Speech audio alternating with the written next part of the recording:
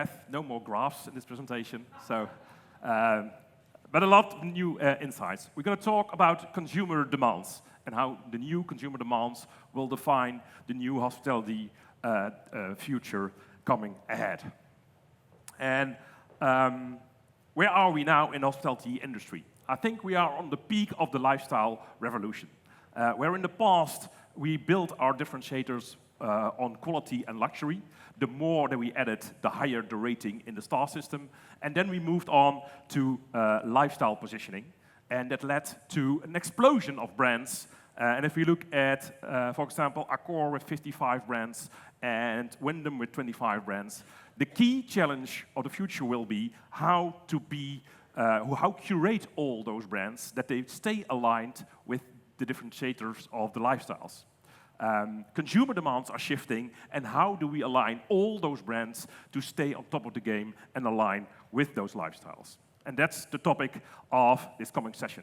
And we're going to look at the changing consumer demands from a new service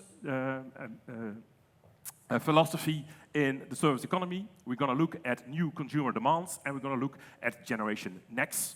What will be the next generation, and what are they bringing to the market? First, we start with a new era in the service economy, where in the past, of course, in the 50s, we had a product-driven economy, then we moved on to a service economy, and we ended up in the experience economy. And now, in the digital age, we see that we're shifting to a new kind of economy. We're shifting to what we call the attention economy. It's getting harder and harder to get the attention of our guests and to keep them. And why is that so difficult? Because there's a lot of distraction. And the distraction is all in our hands. That's our mobile phone.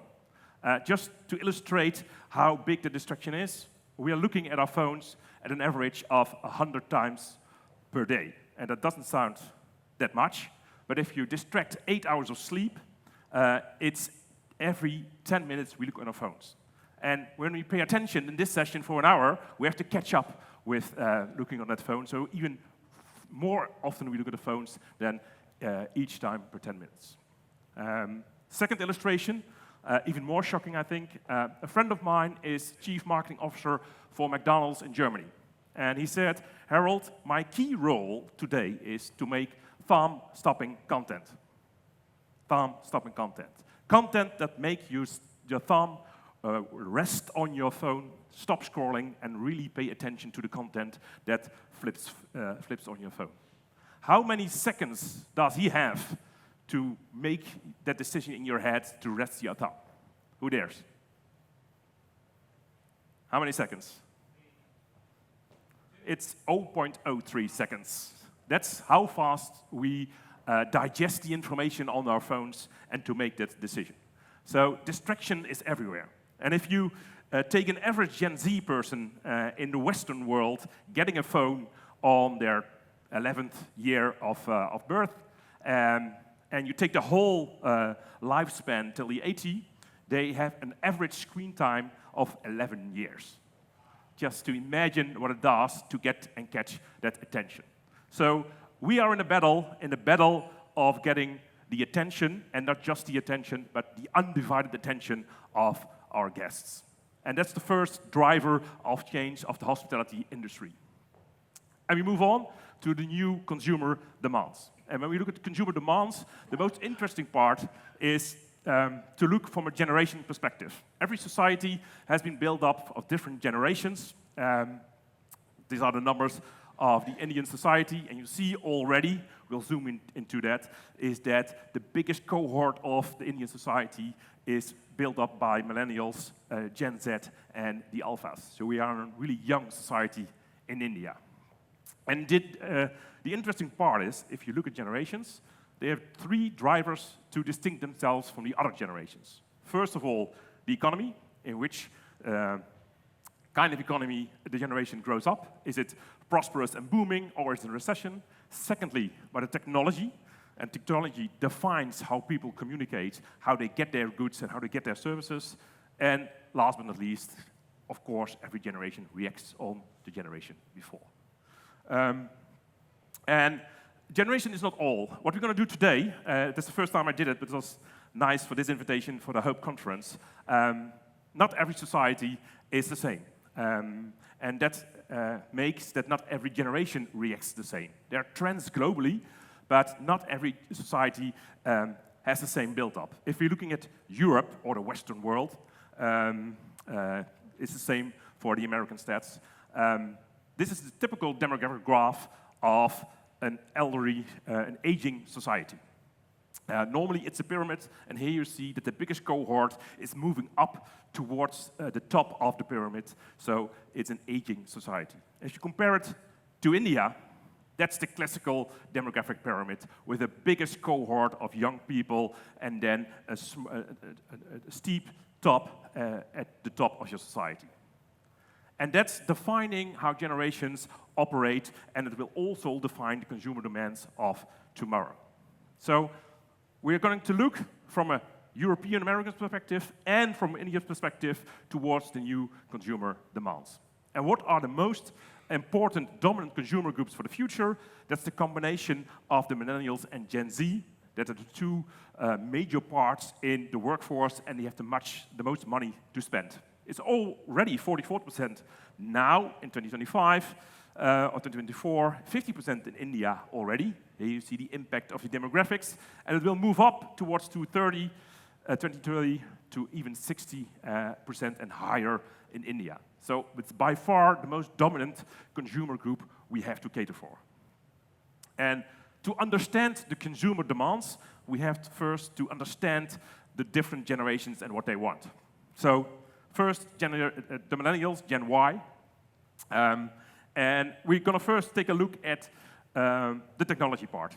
And this is the first native group of consumers who have been grown up with the internet. And that's how they get their information, how they want to sell their goods, and get their services. That's really defining how they look at the service economy.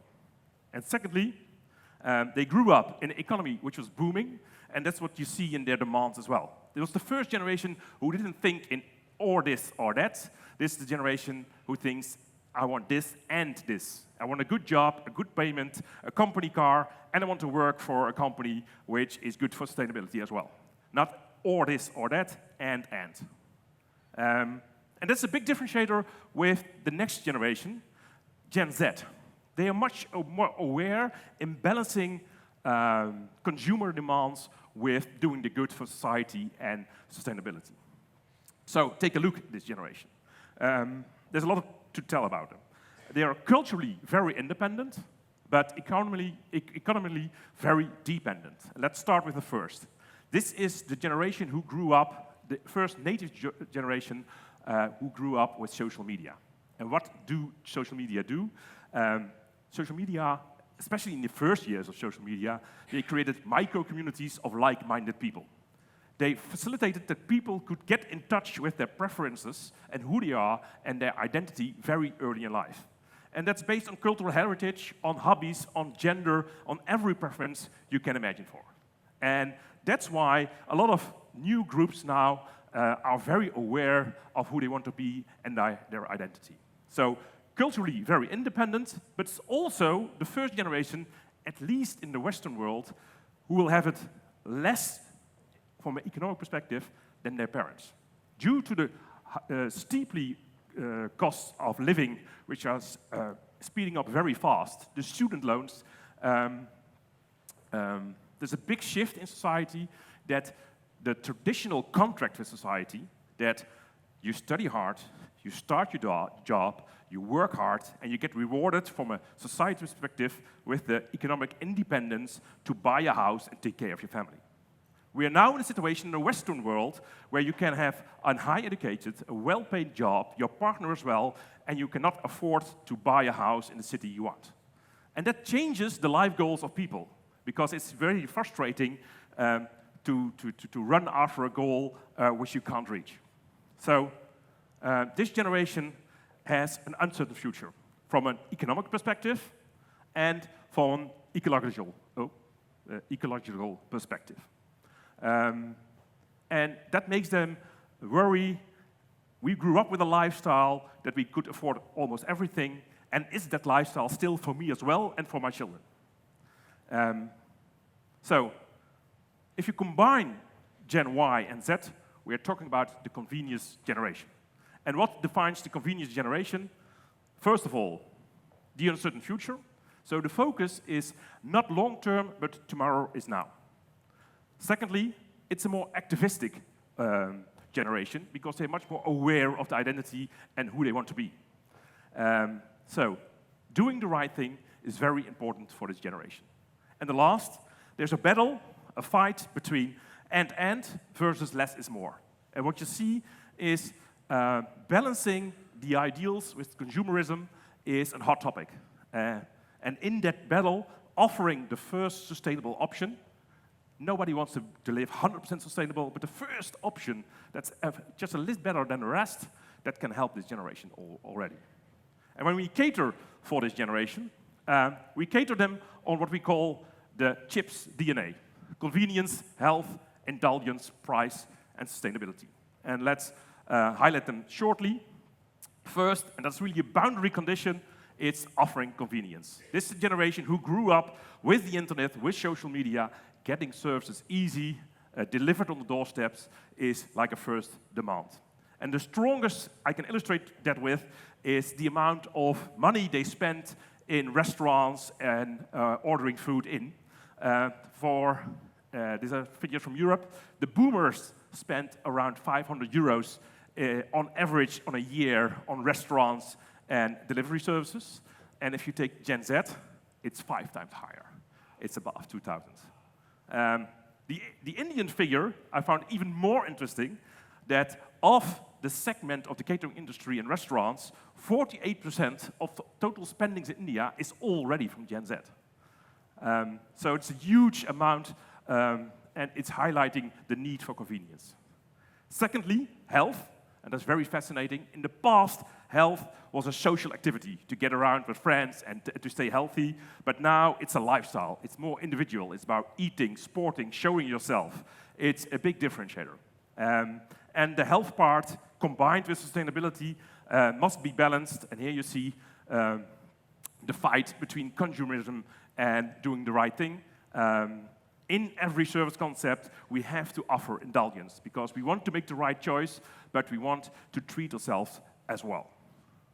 And then price. Price in the Western world is very interesting because in the past, price was very linear. When you were in a certain social class, you bought your groceries in the discount store, you went to a middle quality restaurant, and you stayed on a certain price level. Now, the spendings have become more spiked. You can save up money to do that big event, that big concert, that big trip that you want to visit. So visiting, let's say, a budget hotel for 2 holidays to saving up for a very luxury hotel, combined lifestyles that we see much more. So spending is more spiky than ever before. And the last part, sustainability.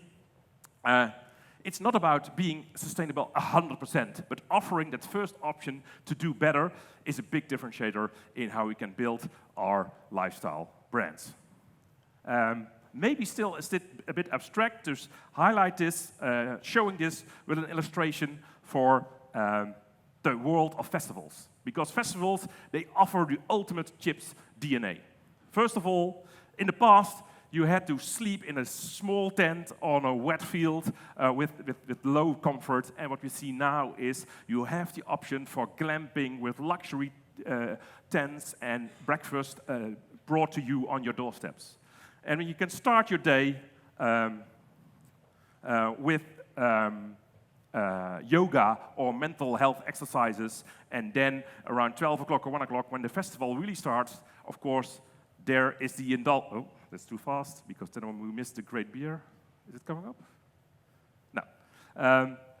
Then is there indulgence, and price is virtually not there, because we saved up our money, and festivals making money as abstract as possible with the tokens that represent the money on those festivals. And last but not least, the festival in itself is never sustainable, because it's a temporary circus what's built up. But they do everything to be the most sustainable option there is, with sustainable food, local products, less meat, separation of the garbage. So they try to be sustainable as possible without being sustainable itself. So the key challenge for us is to define your service DNA per lifestyle brand to stay on top of the game. For festivals, it's convenience and indulgence, and the key question is, per hotel brand, what will be the balancing of the chips DNA for each brand? Is it the same for India? That's the key question. And the key question here, we're going to answer with the focus on economy and technology. And technology is global, so it's everywhere the same. But if you look at the economy, we have an average growth of 6.5% on an annual basis, and that leads to that there's much more hope and optimism in society than we see in the Western world. If we look at the biggest concern of the convenience generation in the Western world, we see that the cost of living is by far number one, because that's redefining the contract with society. Secondly, if we look at the Indian market, it's the biggest worry: can I step into the game?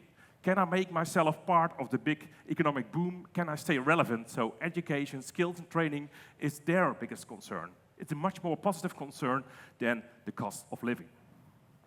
Take a deep dive in the demands of Gen Z, who's a big part of the convenience generation. Insights from the Boston Consultancy Group. They feel it's a tough world, but I'm very positive that I can be part of it. What they are is very excited about everything what's new. And of course, visual is everything, because everything is digital and online. And the last part, very important, here you see the same thing as in Europe: act on causes or doing the right thing. But plus, we are moving very fast as an Indian society, and we have a lot of traditions in this society, in a complex society, and we want to cherish the tradition, but we want to redefine them to make them our own. So, how is chips redefined in the Indian market? First of all, optimism and hope, and secondly, by redefining and respecting traditions. And if you summarize that, what we have in the Western world is chips, and I want to introduce the crisp for the Indian world, where we're going to replace, or we're going to add a bit of hope and redefinition, because what we see is, due to the progress of the economy, a lot of problems can be tackled in that growth. So there's a lot of optimism that we can take sustainability in our economic growth, that we can pay attention to much more better building, better housing, better health solutions than we had in the past. So, two different DNA groups which combine. Convenience stays on top of the game, indulgence is very important, but there's a big difference in hope and sustainability. Last part. The next generation, that will be very short. Gen Alpha started in 2010, and the easiest definition I can make: in 2010, Steve Jobs introduced the iPad, and Instagram was founded. And that redefines defines the whole generation, because they are mentioned the screen agers or generation glass. They are even more glued to the phone than other generations before. But the most interesting part is, it's the first generation who is growing up with digital assistants. That was the first wave. But it's the first generation who will be making choices, who are offered services based on algorithms, based on AI. And that makes this generation the first generation who will be growing up in what we call a tailored life. A lot of choices will be redefined by the algorithms. When they go to Spotify, their choices are already formed by the choices they made before. When they go to Netflix, they get the suggestions of the movies they saw before.